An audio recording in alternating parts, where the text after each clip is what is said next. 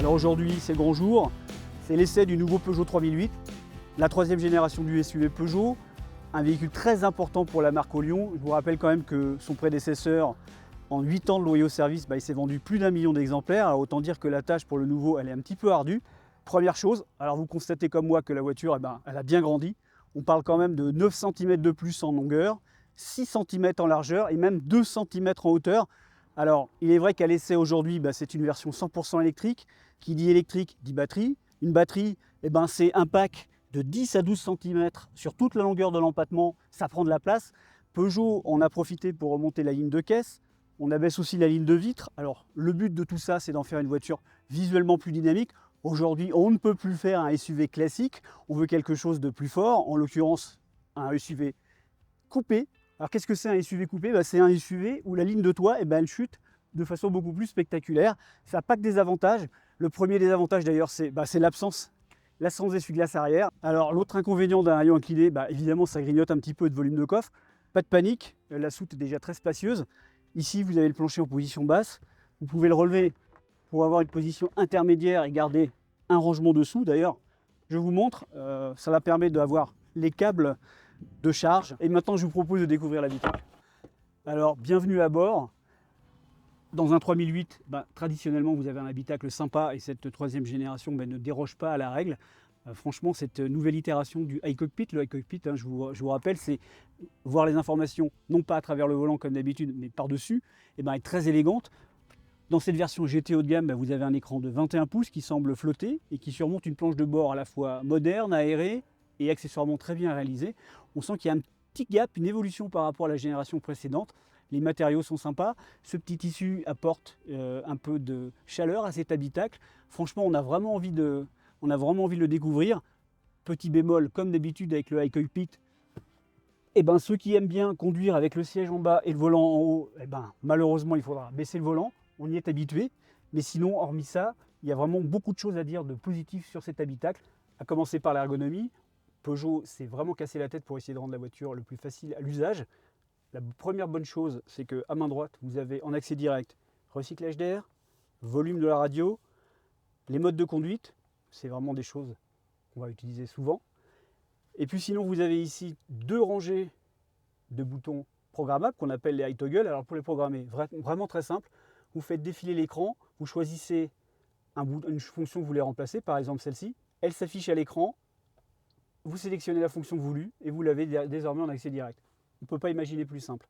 Après, pour libérer de l'espace, Peugeot a installé la gâchette de levier de vitesse sur la planche de bord. C'est malin parce que du coup, vous avez 2 porte-gobelets, un très beau rangement ici, sans compter un rangement fermé avec 2 prises USB. Franchement, la voiture est parée pour le quotidien. Alors si on est super bien reçu à l'avant, c'est un petit peu moins le cas à l'arrière. La voiture a beau annoncer 5 cm de plus en empattement, ce qui veut dire normalement plus d'espace aux jambes. Ce n'est pas vraiment le cas, l'espace il reste assez moyen comme vous le constatez. En prime, la banquette elle est un petit peu courte, ça veut dire que les cuisses ne sont pas forcément hyper bien soutenues. Bref, ce n'est pas les places les plus confortables de l'histoire. Et maintenant, place à la conduite.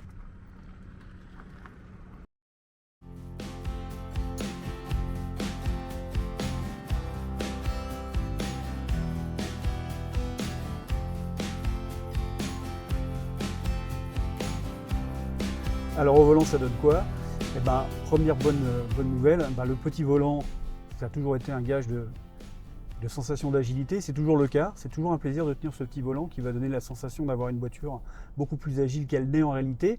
Alors la voiture avec son petit volant, tout va bien en manœuvre, la direction est légère, c'est facile à manœuvrer. Par contre, dès qu'on commence à hausser le rythme, on se retrouve comme ici sur une petite route qui commence à tourner, on ressent vite le poids.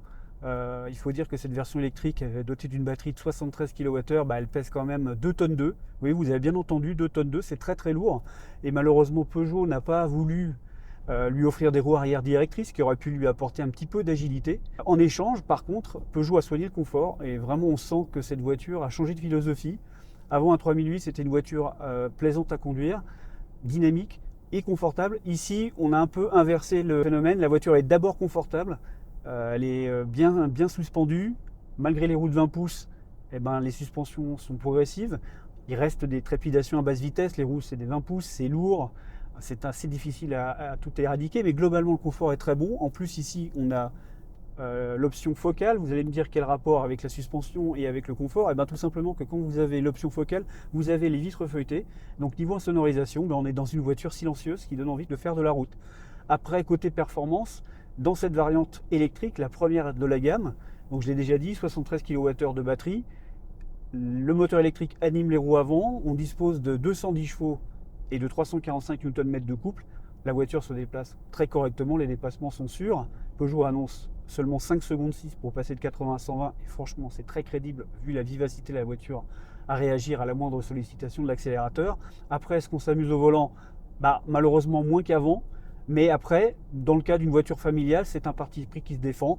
Maintenant, chacun choisira et verra si la voiture lui convient, mais pour faire des kilomètres, la voiture est vraiment très agréable.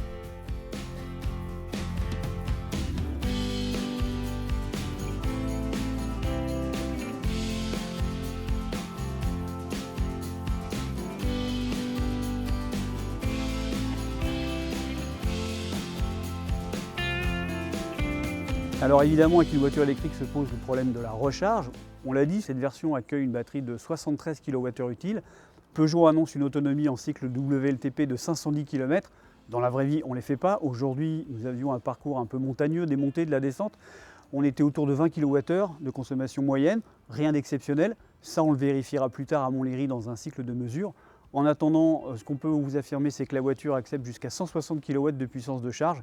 Ça permet de se dire qu'on va partir en week-end, utiliser les stations d'autoroute où il y a des bornes jusqu'à 350 kW pour essayer de recharger le plus rapidement possible. En attendant, il nous reste un petit peu de temps avant que la batterie soit remontée à un niveau acceptable. Qui dit voiture électrique dit aussi planificateur d'itinéraire. Le 3008 en propose un. Alors comment ça marche? Là, nous sommes à Nice. Si on voulait rentrer sur Paris avec la voiture, on rentre à la destination Paris. La voiture nous propose un trajet, y compris des arrêts pour s'arrêter, charger la batterie. Alors, le système manque un petit peu de détails. Il vous donne bien la station, à quelle heure vous arrivez et combien de temps ça devrait durer, mais on ne connaît pas l'adresse, on ne connaît pas la disponibilité des bornes. Donc voilà, tout ça, ça mérite un petit peu d'approfondissement. Peut-être qu'on aura ça dans le futur, puisque maintenant les voitures se mettent à jour à distance. On peut imaginer que le logiciel évolue. Pour l'instant, on connaît mieux ailleurs, mais bon, c'est un début.